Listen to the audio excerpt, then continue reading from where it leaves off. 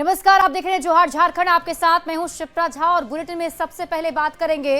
रांची में 10 जुलाई को पूर्वी क्षेत्रीय परिषद की एक बड़ी बैठक होने जा रही है और इस बैठक में केंद्रीय गृह मंत्री अमित शाह शामिल होंगे। पूर्वी क्षेत्रीय परिषद की बैठक में झारखंड के साथ बिहार, बंगाल और उड़ीसा के मुख्यमंत्री शामिल होंगे।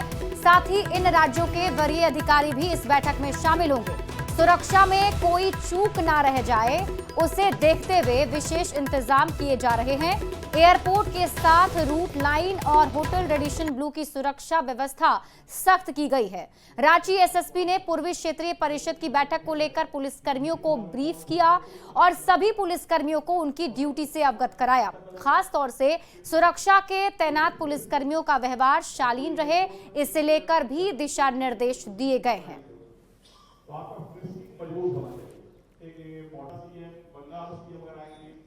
एक यूनियन होम मिनिस्टर का अराइवल है। इसके अलावे जो है सीएम आएंगे, उड़ीसा के, बिहार के सीएम आएंगे, बंगाल के सीएम भी आने की संभावना है। तो इसमें बहुत सारे वीआईपी हैं, बहुत सारे senior officers union home ministry का आ रहे हैं। तो रास्ते में जो है रूट लाइनिंग कैसे होगी, उनका ट्रैफिक कहीं पर फंसे नहीं। इसके अतिरिक्त जो है सिक्योरिटी के एंगल से जो कारकेट की व्यवस्था है, जो फिक्स्ड प्लेस पे जो होता है हमारा एक्सेस कंट्रोल, इन सारे के लिए हम लोग व्यवस्था किए हैं और एक बहुत ही मेजर डिप्लॉयमेंट है। और उन सारे डिप्लॉयमेंट के लिए हम लोग आज ब्रीफिंग रखे थे ताकि हर एक ऑफिसर को अपनी ड्यूटी क्लियर रहे। तो 10 जुलाई को होने वाली क्षेत्रीय परिषद की बैठक से पहले जेएमएम ने केंद्र सरकार से बकाया राशि की मांग कर दी है। जेएमएम महासचिव ने केंद्रीय गृह मंत्री से झारखंड पर ध्यान देने की अपील की। सुप्रियो भट्टाचार्य ने कहा कि वे याचना नहीं कर रहे हैं बल्कि झारखंड का अधिकार मांग रहे हैं। माननीय गृह मंत्री जी, आप पूरे संवेदना के साथ इस बात को यहां पर सुनिश्चित करेंगे कि आप केंद्र सरकार है, आप अभिभावक हैं। जो परिवार का थोड़ा कमजोर बच्चा है, जो थोड़ा रुग्ण बच्चा है, उसको विशेष आर्थिक मदद, विशेष प्यार और स्नेह, विशेष तरह के पौष्टिक भोजन देकर उसको परिवार के अन्य बच्चों के बराबर लाया जाता है। और इसी बीच आपको चाईबासा से बड़ी खबर बताते हैं, जहां सारंडा जंगल में मिला है एक और घायल हाथी। तिरिल पोसी के चेक डैम के पास एक हाथी दिखा है। एक पैर से जख्मी ये हाथी बताया जा रहा है। सारंडा डीएफओ ने इसकी पुष्टि कर दी है।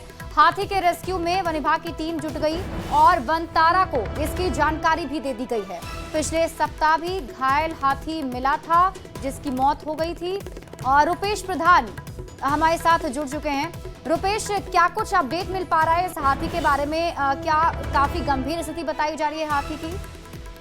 जी देखिए, अभी कितना गंभीर है क्या ये तो स्पष्ट नहीं है, लेकिन सारंडा वन प्रमंडल के जो डीएफओ हैं अभिरूप सिन्हा, उनके मुताबिक ये घायल हाथी भी उसी अवस्था में ही घायल है जिसके जैसे कि इसके भी एक पैर में गंभीर चोट बताया जा रहा है। लेकिन ये अभी उस क्षेत्र में ही मौजूद है जो कि सारंडा के दीघा और तिरिल पोसी के पास पिछले बार जो हाथी घायल पाया गया था, तो उसी क्षेत्र में ही तिरिल पोसी के पास एक चेक डैम के पास ये अभी मौजूद है। लेकिन इसको क्लोज से कोई देखा नहीं है और जो फोटो या विजुअल सामने आया है उसमें उसका जो बायां पैर में कितना जख्म है ये स्पष्ट अभी नहीं देखा जा सका है। तो आज वन विभाग की टीम वहां मौके पर गई है और रुपेश, खबर ये भी है कि वनतारा की टीम को भी जानकारी दी गई, तो कोई अपडेट मिल पा रहा है कि क्या वनतारा की टीम संपर्क करेगी?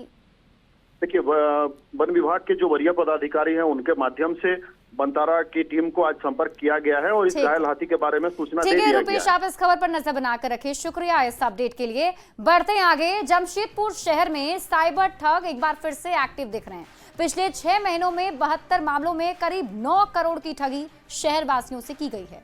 इससे लोगों में भय का माहौल दिख रहा है और ठगी की बढ़ती घटना पुलिस के लिए भी एक चुनौती बनी हुई है, जिससे निपटने के लिए जागरूकता अभियान पर जोर दिया जा रहा है। पूरी खबर जानिए इस रिपोर्ट में।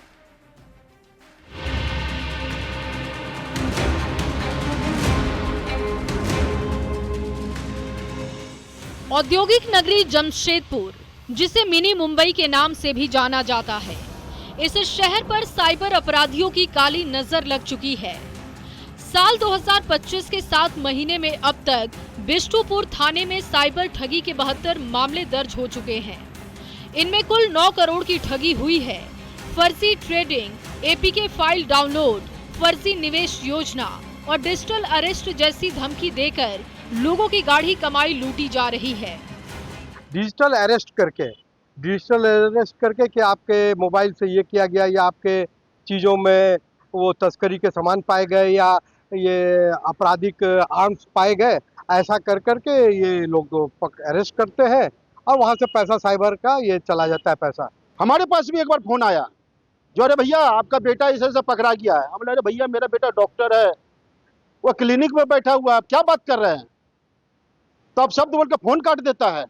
स्पेशलिस्ट लोगों की भर्ती करे और एक अलग से सेल बनाए और जहाँ पे कड़े दंड के प्रावधान हो और जहाँ पे जैसे एक छोटा सा भी नेटवर्क मिलता है तो उस नेटवर्क को चेंज करके बड़े नेटवर्क का उद्भेदन किया जाए। अब चलिए एक नजर डाल लेते हैं साइबर ठगी के तरीकों पर। साइबर ठग सोशल मीडिया के जरिए लिंक भेजते हैं। इस लिंक पर क्लिक करते ही खाते से पैसे गायब हो जाते हैं। लोगों को बड़े अधिकारियों के नाम पर फर्जी फोन कर धमकी दी जाती है। साथ ही मंत्री और अधिकारियों के गलत प्रोफाइल से लिंक भेजे जाते हैं। खास बात ये है कि बैंक में जिनके पास पैसे रहते हैं उन लोगों को ही साइबर अपराधी कॉल करते हैं। अब साइबर ठगी के बड़े मामलों पर भी नजर डाल लेते हैं। कदमा में फॉरेक्स ट्रेडिंग के नाम पर 38 लाख की ठगी की गई थी। एपीके फाइल डाउनलोड पर बिरसा नगर में 57 लाख की ठगी हुई। निवेश में मुनाफा का झांसा देकर टेल्को के निवासी से 6,14,000 की ठगी हुई। साइबर ठगी के बढ़ते मामलों को पुलिस विभाग ने गंभीरता से लिया है। जागरूकता अभियान के बाद भी बढ़ते मामलों को देखते हुए अभियान और तेज करने पर साइबर डीएसपी ने जोर दिया है कि कोई वैसा मैसेज आया जो संदिग्ध प्रकार का है तो तुरंत जिले के अंदर जो टोल फ्री नंबर है उस नंबर पर उनको अपना कंप्लेन दर्ज कराना है। यदि इतना सावधानी लेने के बाद भी कोई उस ट्रैक में आ जाती है तो इमीडिएट 1930 बैठे बैठे भी उसके माध्यम से अपने कंप्लेन को सबमिट करना है।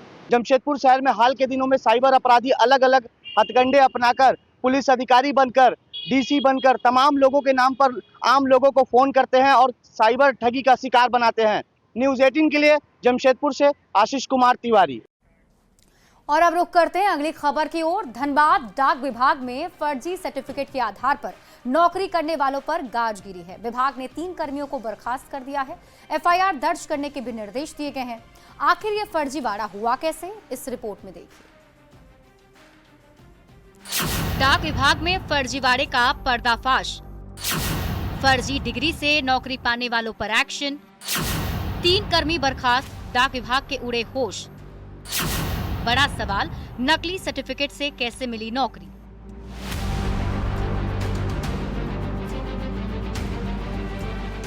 जी हां, धनबाद डाक विभाग में फर्जी सर्टिफिकेट के आधार पर नौकरी करने का मामला सामने आया है। सर्टिफिकेट जांच के बाद 3 कर्मी पकड़े गए हैं। वहीं मामला सामने आने के बाद विभाग में हड़कंप मच गया है। फर्जीवाड़े में पकड़े गए तीनों कर्मी को जांच के बाद बर्खास्त कर दिया गया।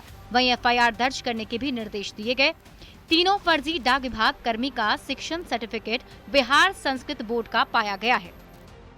जैसा कि नियम है सर, हमारा एसओपी कहता है कि टर्मिनेशन लेटर और साथ में हम लोग का जो एफआईआर वगैरह इनके अगेंस्ट में करना है तो हम लोग संबंधित जो डाक निरीक्षक हैं उन्हें एफआईआर भी करने के लिए हम लोगों ने लिखा है। दरअसल डाक विभाग में साल 2024 में बहाली प्रक्रिया हुई थी, जिसके बाद तीनों ने नौकरी ज्वाइन की थी। जिसके बाद विभागीय ऑनलाइन सर्टिफिकेट की जांच जब हुई तो फर्जीवाड़ा सामने आ गया। फर्जीवाड़े में पकड़ा गया कर्मी बंकू पासवान देवघर जिला, नागेंद्र कुमार पटना का रहने वाला है और टीपू कुमार बिहार का रहने वाला है। लगभग 3 महीने तक फर्जीवाड़ा करने वाले तीनों कर्मियों ने डाक विभाग में नौकरी भी की है। ऑनलाइन हम लोगों को जिनका सर्टिफिकेट हम लोग के लेवल पर वेरीफाई नहीं हो पाता है तो ऑनलाइन हम लोग का एक पोर्टल है जिसमें हम लोग अपलोड करते हैं और उस पोर्टल पे जो भी वेरिफिकेशन का रिजल्ट आता है उस पे वहाँ पर अपलोड कर दिया जाता है। तो लगभग जैसे ही हम लोग का अपलोड हुआ इसी महीने में हम लोगों को पता चला था, तो इसी महीने में ही लगभग आया था। तो इसको हम लोग पता लगने के बाद तुरंत हम लोग इनका टर्मिनेशन लेटर वगैरह जारी। जिस तरह से डाक विभाग में फर्जी सर्टिफिकेट बनाकर तीनों ने नौकरी हासिल की, इससे लगता है कि कोई सिंडिकेट इस तरह के फर्जीवाड़े कर रहे हैं, जो फर्जी सर्टिफिकेट बनाकर नौकरी दिलाने का काम कर रहा है। वहीं डाक विभाग के सर्टिफिकेट जांच में लापरवाही होने से भी इनकार नहीं किया जा सकता। डाक विभाग तीनों को बर्खास्त करने के बाद उन लोगों पर एफआईआर की प्रक्रिया कर रही है। डाक विभाग के कार्यालय में 2 से 3 महीने नौकरी किए थे और जब सर्टिफिकेट की जांच की गई तो बड़े फर्जीवाड़े का पता चला। तीनों कर्मी झरिया और निरसा क्षेत्र में कार्यरत थे। संजय गुप्ता, न्यूज 18। अगली खबर आपको लोहरदगा से बताते हैं, जहां किस्को प्रखंड के चरहू गांव में बैल नहीं होने की वजह से किसान ने बेटों से हल खिंचवाया था और इसका वीडियो सोशल मीडिया पर वायरल हो रहा था। अब ये पूरी कहानी झूठी निकली है। मिली जानकारी के मुताबिक किसान लीला उरांव के बैल ठनका से नहीं बल्कि बीमारी से मरे थे। ट्रैक्टर से जुताई के बाद खेत को समतल करने के लिए वे पट्टा चला रहे थे। इसी दौरान वीडियो बनाकर उसे सोशल मीडिया पर वायरल कर दिया गया। सीएम ने वायरल वीडियो पर संज्ञान लेते हुए डीसी को कार्रवाई का आदेश दिया था। डीसी ने जब जांच की तो पूरा खुलासा हो गया। जांच के दौरान डीसी खेत में ही बेहोश भी हो गए। डीसी ने मामले की जांच की बात कही और झूठी खबर वायरल करने वालों पर नजर रखी गई है। धाने रोपण किए तो उस समय जैसे होता है ना, ट्रैक्टर जोतवाई एक तो गड्ढा डिपा होता है, तो उसी के कारण मतलब बच्चा लोग से ही कराया होगा हल्का फुल्का, वो कोड़ी से भी टारने से होता। लेकिन अब वीडियो बनाए, उन आदमी बनाए, कैसे किए। पहटन एक लोकल शब्द होता है जिसमें बोलते हैं कि उसको समतल करते हैं। उस समय उनके बच्चे उस पर बैठ गए थे और खुद से ही वीडियो एक मजाक के फॉर्म में बनाया गया और बाद में वो किसी ने पिकअप करके मीडिया के साथ शेयर कर दिया। और जो ऐसे न्यूज़ को हम लोग कोशिश करेंगे कि इस तरह का कोई भी न्यूज़ हो सकता है, सत्य भी हो असत्य भी हो, र्यूमर्स भी हो और हो सकता है सत्य हो। तो हमारी ये जिम्मेदारी बनती है ऐसे जिला के उपायुक्त के रूप में कि हम लोग स्वयं जाके देखें और पुष्टि करें, और अगर उसमें कहीं हम लोग को हस्तक्षेप करने की जरूरत हो तो तुरंत हस्तक्षेप करेंगे। और इसी के साथ इस बुलेटिन में अभी के लिए बस इतना ही। आप देखते रहिए न्यूज़ 18 बिहार झारखंड।